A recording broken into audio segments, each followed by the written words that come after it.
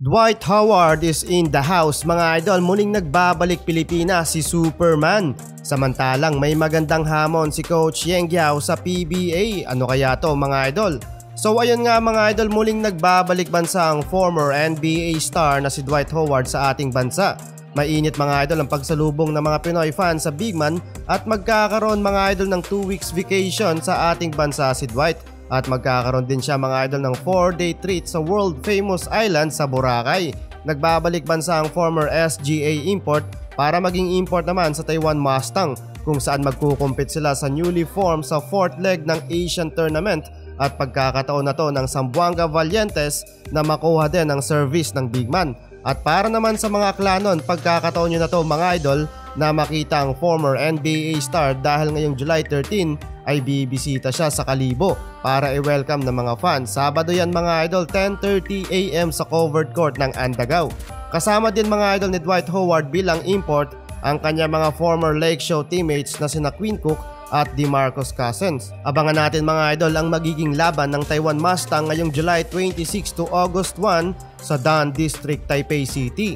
Samantalang balitang PBA tayo mga idol, sa aking opinion lang ito.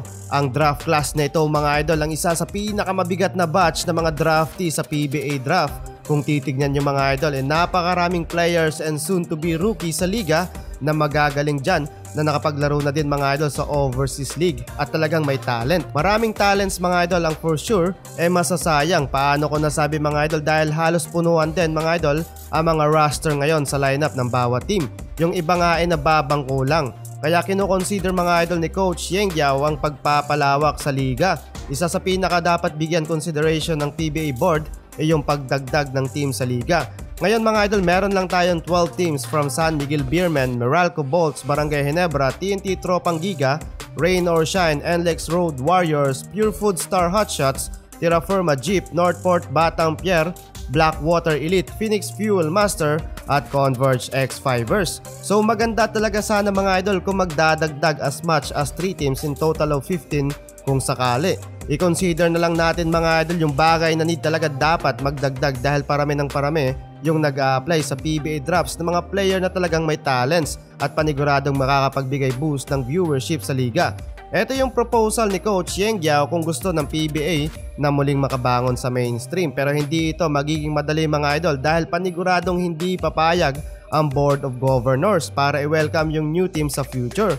Suntok sa buwan pa nga mga idol yung parity sa liga or kahit yung lapses sa trading system hindi rin nila maayos-ayos. Way back season 2014 and 15 pa nang magkaroon ng expansion sa liga nang pumasok ang Blackwater of Everbelina na pagmamay-ari nila Josel Dosi and Kia of the Alvarez family to bring up the current world team sa PBA. Hindi rin masasabi na expansion yung pagpasok ng Converge X-Fivers na pagmamay-ari naman ng Converge ICT dahil nagsimula naman ang franchise nito sa liga noong March 23, 2022 nang ma-acquire nila ang franchise ng Alaska Aces. Pero kung hindi ako nagkakamali mga idol, kaya hindi pinapayagan ng board o hindi madali yung expansion sa liga dahil ayaw nilang payagan ang mga kalaban nila sa negosyo. Magkakaroon lang ng bagong kupunan sa liga kung walang tumututol dito. Pero if ever na magkaroon man ng bagong teams na hindi ganun afford ang budget para sa mga player or sabihin nating limited budget lang, for sure magiging farming team din ito mga idol.